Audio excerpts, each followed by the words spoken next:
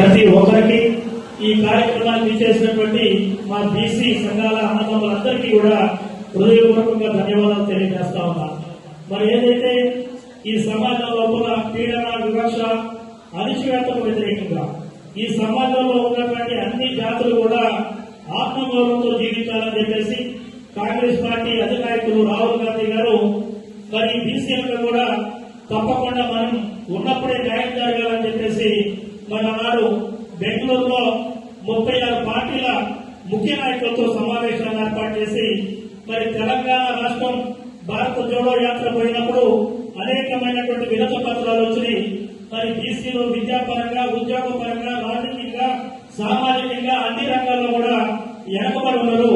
మరి వాళ్ళకి న్యాయం చేయాల్సినటువంటి బాధ్యత మనకు ఉందని చెప్పేసి మరి తెలంగాణ రాష్ట్రాల్లో కులగణన చేపట్టాలి, అది కూడా కులాల వారీగా జనాభా లెక్క తీయాలి, దాని యొక్క ప్రాతిపదికనే అన్ని రంగాల్లో కూడా రిజర్వేషన్ అమలు చేయాలని చెప్పేసి తీర్మానం చేసిన వెంటనే మరి ఏదైతే మరి రేవంత్ రెడ్డి గారికి ఆదేశాలు ఇస్తే రేవంత్ రెడ్డి గారు కూడా దీన్ని ఆలస్యం చేయకుండా వెంటనే ఆ కార్యక్రమాలు పూర్తి చేసుకుని అసెంబ్లీలో బీసీ బిల్లులు ఆమోదించడం జరిగింది. అంటే నేను చెప్తా ఉన్నా, కొన్ని దశాబ్దాలుగా ఈ రాష్ట్రం లోపల, ఈ దేశంలో బీసీలకు రిజర్వేషన్లు పెంచాలి, తద్వారా మాత్రమే సామాజిక న్యాయం చేకూరుతుందని చెప్పేసి వందల మంది, వేలాది మంది ఉద్యమకారులు పోరాటాలు చేస్తా ఉన్నారు. ఇప్పుడు కూడా ఆర్ కృష్ణయ్య గారి నాయకత్వంలో ఢిల్లీ జంతర్ మంతర్లో ధర్నా జరుగుతా ఉంది. నేను సుమారు 21 సార్లు ఢిల్లీ జంతర్ మంతర్లో బీసీ రిజర్వేషన్లు పెంచాలని చెప్పేసి జరిగినటువంటి ధర్నాలో పాల్గొనడం, సుమారు 7-8 సార్లు ఢిల్లీ పోలీసులు నన్ను అరెస్ట్ చేయడం.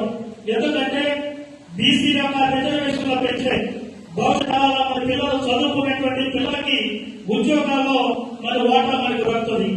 అదేవిధంగా స్థానిక సంస్థల లోపల రాజకీయాల్లో ఎవరైతే బీసీలు మరి యాక్టివ్ గా ఉండి పనిచేస్తా ఉన్నారో వాళ్ళందరూ కూడా మన స్థానాలు మనకి దక్కింది.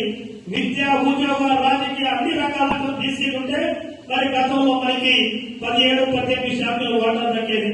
దానివల్ల బీసీలు అన్ని రంగాల్లో వెనక్కి నెట్టివేయబడినటువంటి పరిస్థితుల్లో బీసీ సమాజాన్ని ముందుకు తీసుకురావాలని చెప్పేసి ఇవాళ ఈ దేశం లోపల ఏ ముఖ్యమంత్రి కూడా తీసుకున్నటువంటి రేవంత్ రెడ్డి గారు తీసుకొని ఇవాళ బీసీల పక్షాన నిలబడి అసెంబ్లీలో తీర్మానం చేసి ఆ తీర్మానాన్ని ఢిల్లీకి పట్టాడు.